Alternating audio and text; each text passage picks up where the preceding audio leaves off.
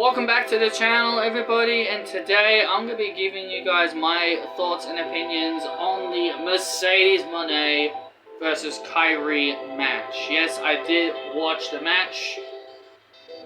I had to sit through about at least half of the New Japan matches to get to it through a live stream server, but I'm not going to be talking about the entire show because I'm not reviewing the entire show. It's more that I'm talking about the Mone match with Kairi, formerly known as Kairi Sane, and if people are wondering who the hell Mone is, it is formerly known as Sasha Banks, in case if anybody is confused. So, there won't be an Elimination Chamber review. I did watch the whole show. I didn't really... The little small things I can say about Elimination Chamber on this video are short and simple. Good matches with predictable outcomes. That's really all I can really say about the show. Good matches with predictable outcomes and things that I'm personally not very interested in. But anyway, that's really all I'm going to say about it. Let's dive into the Mone Kairi match. Now, the problem is, my only problem with this is that on the streaming server that I was watching, which was Watch Wrestling, yeah, it buffered quite a handful of times while I was watching it. The most annoying thing is during the other matches, yes, it did buffer during the other matches, but the most irritating thing is that it didn't buffer a lot through the other matches, but then as soon as Mercedes' match started, it was buffering like every few seconds and every few minutes, and it just got very, very irritating. It was really hard for me to really dissect the match and really enjoy it. So, there was a guy on YouTube who actually posted the entire match, just part by parts, and New Japan don't really like their stuff being promoted on YouTube. So I'm pretty sure that guy is going to get those videos taken down. So, this YouTube channel, not going to mention it, posted up the match in its entirety, just divided into parts. So, I was able to watch it that way. And really give my full thoughts on it. Because if I tried to review it while telling you guys, oh yeah, my stream was buffering, I wouldn't be able to really tell you guys a lot about it. But, so here we go. These are my thoughts on the match. The match ran from, like, you could hear, like, the announcer in the background telling you how long the match was running for. So, I guess it sounds like it went over 25 minutes from what the announcer was saying. Aiden English was on commentary. I think he's going by the name Matt Revolt or something. I think that's his name. Now. And some other guy, I didn't know who the other commentator was. I recognized Aiden English. There were a few people I recognized on the show while I was watching it. Zack Sabre Jr. I remember him from the Cruiserweight Classic in 2016. I remember Kenta, who was Hideo Utami.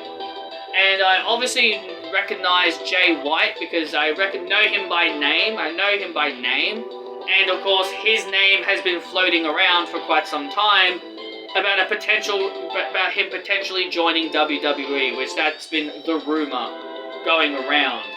And also I've been hearing stuff about Kenny Omega as well, potentially joining WWE. Man, these two guys joining WWE, that would be huge. But I guess we'll have to wait and see what their future lies. Jay White did lose his match, so he's now gone from New Japan. But anyway, you're not here to listen to me to talk about those matches. You're here to hear about Mercedes. Sasha Banks. I do like Sasha's new theme. I do like her new Mone theme. I love her Mone theme. I was actually jamming out to that before the show started. So, get myself hyped up for the show. And Kairi, her music is completely different from what I remembered in WWE. But of course, they're two different companies. But overall, the entrances were pretty good. I did like the entrances. I liked the ring attire Kairi had. Not the biggest fan of what Mercedes. I actually liked the ring attire, but I liked the flaming hair more. You know, when she made her debut. When she made her debut in New Japan when she first arrived. I like the flaming fire on her blue hair. I guess her hair was kind of light blue and pinkish. That's kind of the color that she was going with there. So, yeah, there's that, I suppose. So, yeah, there's that. So, there were a few spots in the match that I did like. There was the table spot on the outside, close to the end of the match. Sasha Banks taking a table spot. That's not unusual. Sasha's taken those before in WWE. Sasha blocked an insane elbow. There was a few Banks statements. Well, obviously they don't call it that in New Japan. They call it a crossface. I'll give it a name. I'll call it the Mone statement. She even paid homage to her good friend Bayley by delivering the Bayley to belly during the match. Kairi performed the anchor submission at one point, even did the sliding D during the match. There were lots of pretty cool spots. It was like just your standard wrestling match, just with a lot of punches and kicks, back and forth action.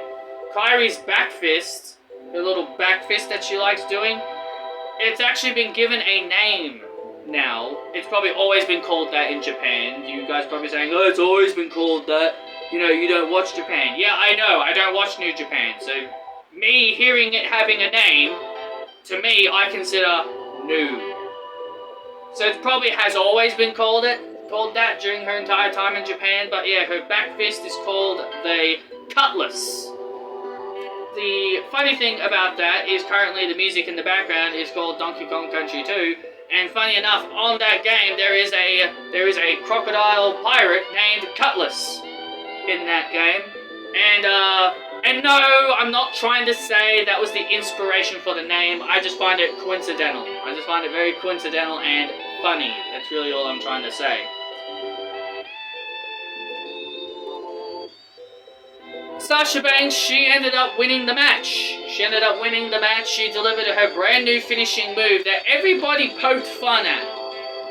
You know, when she made her debut, people poked fun at Mercedes doing her new finisher at Wrestle Kingdom when she first performed it. People laughed at her and said, oh, you know, her run's already a failure. She botched her finisher. She botched making her impact. But to be fair, I can't say I really blame Mercedes on that. I think a lot of people, some people, have said that's kind of on Kairi as well, because I believe Kairi didn't know what Mercedes was going to do to her, so that's probably why the move didn't look very good. But overall, I'm not going to poke fun at anyone. The move looked better, and, you know, practice makes perfect, as they say, and, you know, Mercedes Mone did a very perfect job at delivering her Money Maker, which is the name of the move. Well, Aiden English called it the Money Maker, while the other guy ended up saying something else, which I guess in the end they decided to stick with Money Maker, because to be fair, Money Maker does sound like a better name than the other name that the other guy gave it. So Mercedes Mone hits the Money Maker to win the match. I'm not going to go into full depths of the entire match. If you guys want to see the full match, go check it out. Go check it out at Battle of the Valley. Good match. Really enjoyed it. Mercedes becoming the second ever IWGP Women's Champion. I'm proud of her, man. I'm very happy for her. The thing here is that, you know, I guess I can go on a bit of a tangent here since I've got a lot of time on my hands, and I'm pretty sure a lot of people would like to hear this I would like to get this off my chest, and I'm pretty sure people wouldn't mind me going on a bit of a tangent here. You know, my main problem when it comes to wrestling fans is that they're not real fans. They say there's been major problems on social media for me, and my main problem is that fans don't show their loyalty. Because as soon as Mercedes left WWE, everybody called her a crybaby, people called her unlikable, you know, and all this other stuff. You know, people just called her all these ridiculous, stupid names. That is not true at all. And I want to get this off my chest. People call Sasha Banks a crybaby. Or Mercedes, I should say. When did anybody call CM Punk a crybaby when he walked out of WWE? Did people ever call him unlikable? Did people ever say he was selfish? You know, that he was selfish, that he's unlikable, or he was a crybaby when he walked out of WWE? No, everybody was on his side. No, everybody was on his side. People were on his side for stepping up and stepping out of WWE. What about Cody Rhodes when he left the first time? And you know I love Cody now.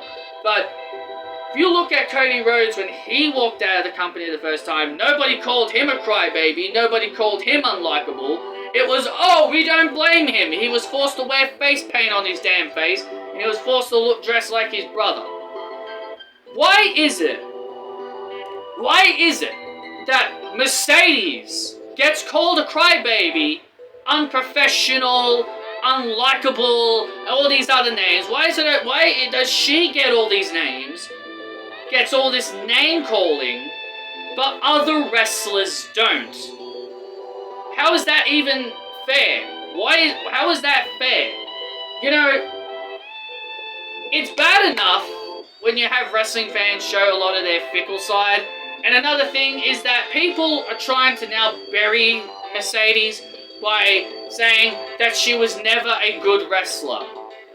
Oh, yeah? She was never that good in WWE, you guys ask? Well, let me ask you guys this. Mercedes Mone in WWE created more classics than anybody. Her bucket list of classics. Yes, Charlotte has some classics. Bayley has some classics. Becky has some classics. But if you look at Oscar has some classics. But if you look at the list of classics, Sasha Banks is at the very top of the number one woman that has created more classics than anybody during her time in WWE. But you guys want to say she's mid. She's Butcher Banks. You guys want to make names about her when she's basically the woman that has carried WWE on her back for the last 10 years? You want to now try to, you know, sabotage her and say she was never that great? All because she left WWE? All because she left in the most unprofessional way possible? Well, okay, then CM Punk doesn't deserve the recognition. He left a very similar same way as Mercedes did. But no, he was put on this pedestal of greatness. He was put on this pedestal of greatness. So was Cody Rhodes. Cody Rhodes created AEW. If it wasn't for Cody Rhodes leaving, there would be no AEW. I just don't get it. People just want to put...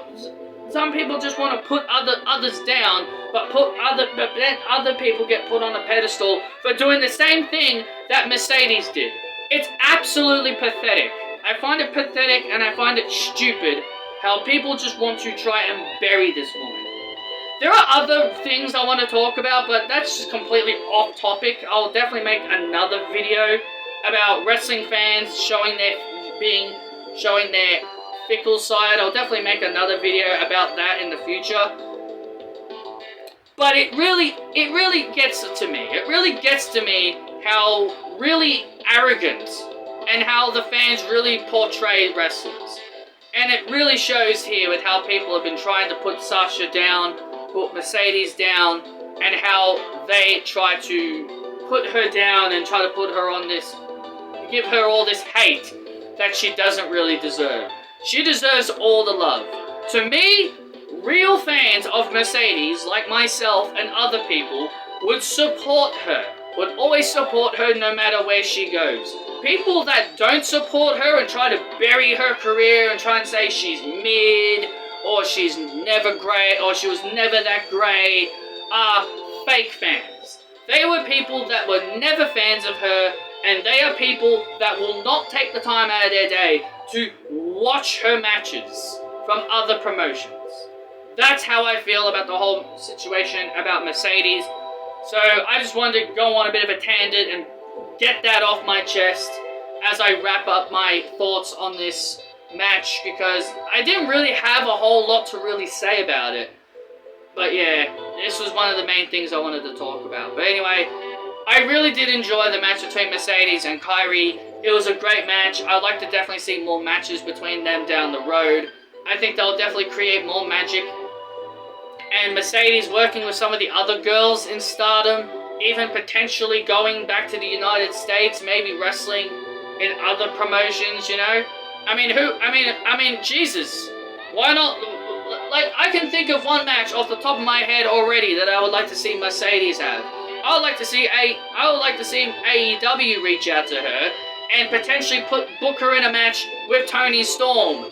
Take my money. Take all of my money. If Tony Khan can get Mercedes Moné to come down and have a match with Toni Storm, what a classic that would be. Would it be cool if Mercedes made an appearance in WWE as Mercedes Moné and defend the IWGP Championship? Maybe against a Becky or an Asuka? Sure, it sounds interesting, but it really depends if she really wants to or not. So overall, I think she's got a lot of potential to really go all around the world, because that's what she wants to do with that title. She wants to go all around the world with the title, defend it, really put New Japan on the map with that title, and go all across Japan, all across the world. But yeah, one of the first dream matches I'd definitely like to see is Mercedes versus Toni Storm for the IWGP Women's Championship, because I think that would be great. I think it'd be a great match for a lot of fans to enjoy. So anyway, that wraps up this video. I hope you guys enjoyed. Hit that thumbs up. Give me your thoughts down below, and I'll see you all next time.